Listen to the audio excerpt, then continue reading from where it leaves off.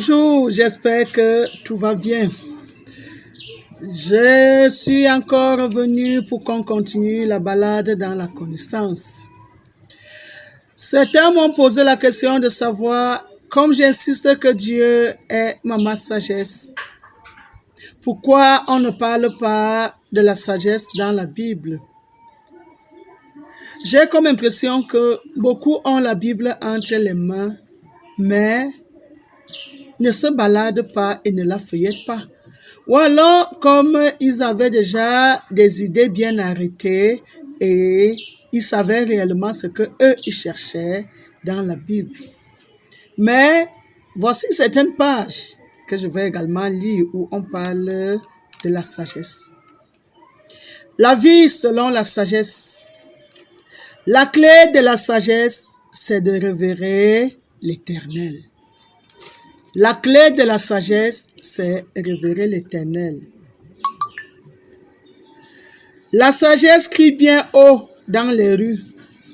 Sa voix résonne sur les places publiques, dominant le tumulte. Elle appelle. Près des portes de la ville, elle fait entendre ses paroles, disant: « Jusqu'à quand, stupide, vous complairez-vous à des sottises? Et vous, moqueurs, jusqu'à quand prendrez-vous plaisir à vous moquer? Et à vous, insensés, jusqu'à quand détesterez-vous la connaissance? Je répandrai sur vous mon esprit, et je vous ferai connaître mes paroles. J'ai appelé, et vous m'avez résisté. J'ai étendu la main, et personne n'y a prêté attention. Vous avez rejeté tous mes conseils et vous n'avez pas voulu de mes avertissements. C'est avec la sagesse que l'Éternel a fondé la terre. Par sa science, il a fait jaillir l'eau des sources et ordonné aux nuages de répandre la rosée. Mon fils, garde bien les yeux fixés sur la sagesse. Elles seront une parure pour ton cou. N'abandonne pas la sagesse et elle te gardera. Aime-la et elle te protégera. Voici le début de la sagesse. Acquiert la sagesse. Heureux l'homme qui a trouvé la sagesse. Heureux celui qui est devenu raisonnable. Acquérir la sagesse vaut mieux que gagner beaucoup d'argent. Oui, les avantages que la sagesse donne sont plus que précieux. Que l'or le plus fin. Elle a plus de prix que les perles. Et aucun trésor que tu pourrais désirer n'égale sa valeur. La sagesse t'offre dans sa main droite une longue vie. Et dans sa main gauche, la richesse et la considération. La voie de la sagesse est la voie la plus agréable qui soit. Mais bien aimé, je suis en train de lire la Bible. Quand on me demande, est-ce qu'il y a déjà eu la sagesse dans la Bible? La sagesse t'appelle.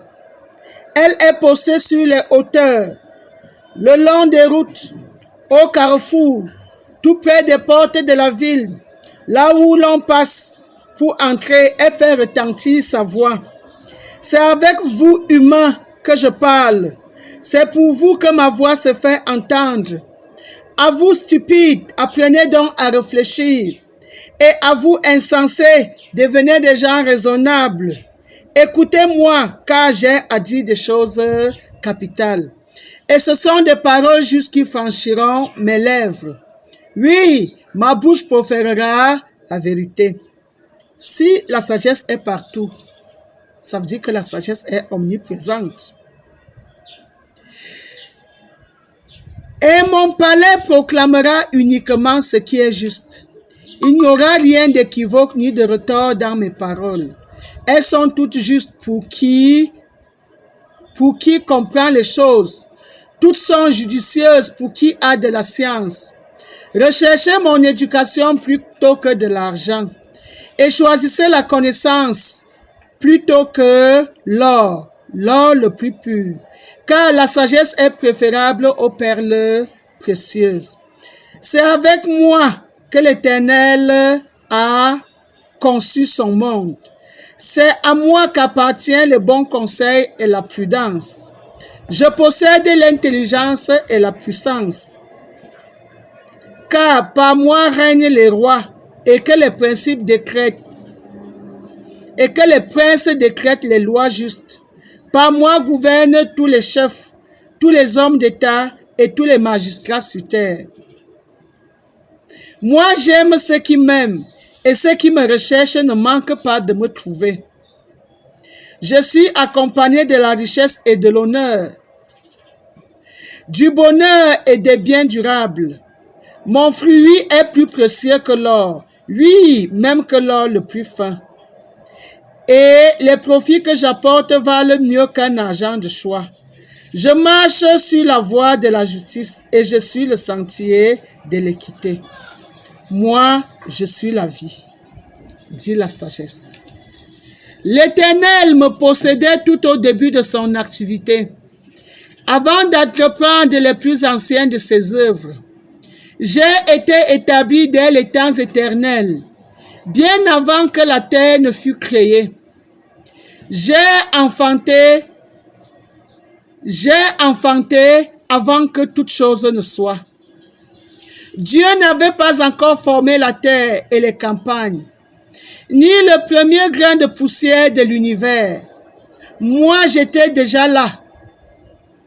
J'étais là quand il fixa le ciel et qui traça le cercle autour de la surface du grand abîme. Et quand il condensa les nuages d'en haut, quand il fit jaillir avec force les sources, quand il assigna à la mer ses limites, quand il détermina les fondements du monde, j'étais à ses côtés comme son maître d'œuvre. Sans cesse, objet de ses délices, je dansais devant lui jour après jour. Je trouvais mes délices dans les êtres humains. Maintenant donc, mes fils, écoutez-moi. Heureux tous ceux qui suivent les voies que j'ai prescrites.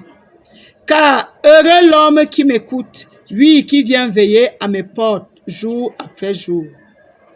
La sagesse a bâti une maison et elle a taillé ses 7 colonnes. Elle a tué des bêtes pour son festin et elle a préparé son vin. Quand la sagesse vous déclare qu'elle était le maître d'œuvre de Dieu, qu'est-ce que vous comprenez par là? L'être premier qui était rempli de sa sagesse et qui était au commencement de toutes choses et qui nous appelle, nous, il dit ici, maintenant donc mes fils, écoutez-moi. Quand quelqu'un s'appelle ton fils, toi tu es censé l'appeler qui? Ton père ou ta mère? Or, l'être premier qui m'a envoyé m'a dit, le père peut être loin de ses enfants parce qu'il n'est pas conscient du travail qui se fait. Mais c'est la mère qui a fait tout le travail et c'est pour ça que la mère est le parent par excellence. Quand Dieu me dit donc, c'est avec la sagesse que j'ai tout conçu. C'est avec ma sagesse que j'ai tout entrepris. C'est ma sagesse qui a été ma force première. J'étais rempli de beaucoup d'amour lorsqu'au commencement j'ai créé mes œuvres. Et que ce Dieu me dit, appelle-moi maman sagesse. Suis-je loin de Dieu? Allez encore réfléchir. Parce que quand certains disent, quand la femme qui dit que Dieu est maman sagesse, elle va commencer à manger les gens. Ce n'est pas la sagesse de Dieu qui a conçu ce monde. La sagesse de Dieu boit-elle du vin, du sang? La sagesse de Dieu mange-t-elle la chair humaine? C'est la sagesse de Dieu qui a conçu toutes choses. Et la sagesse de Dieu est omniprésente, omnisciente et omnipotente. C'est la sagesse de Dieu qui a produit nos âmes et matérialisé nos corps. C'est la sagesse de Dieu qui a tout fait. Et celui qui a tout fait, qui est donc Dieu. Lorsqu'on dit, on aime dire Dieu est le sage, mais on ne comprend pas que le contenu du sage, c'est sa sagesse. Et lorsqu'il nous dit, appelez-moi maman sagesse, c'est qu'il nous a introduit dans son sein pour qu'on ne le voit plus comme l'être qui est au loin, mais qu'on sache qu'on vit dans son sein. On vit et la vie qui dégage de lui, c'est elle qui fait de nous des êtres vivants. Laissez des guerres inutiles, mes enfants.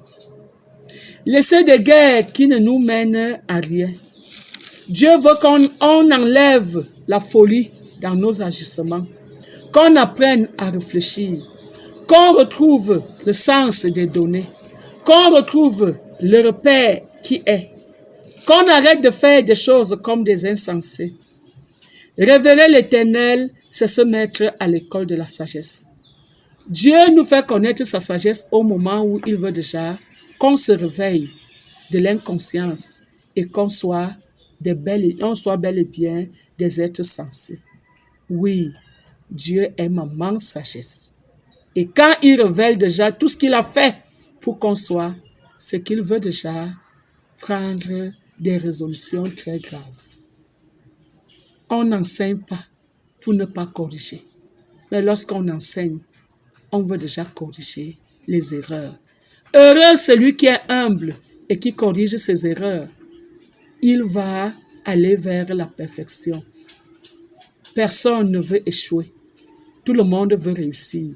Mais si on veut réussir, on doit connaître. La sagesse de Dieu nous aide à mieux connaître.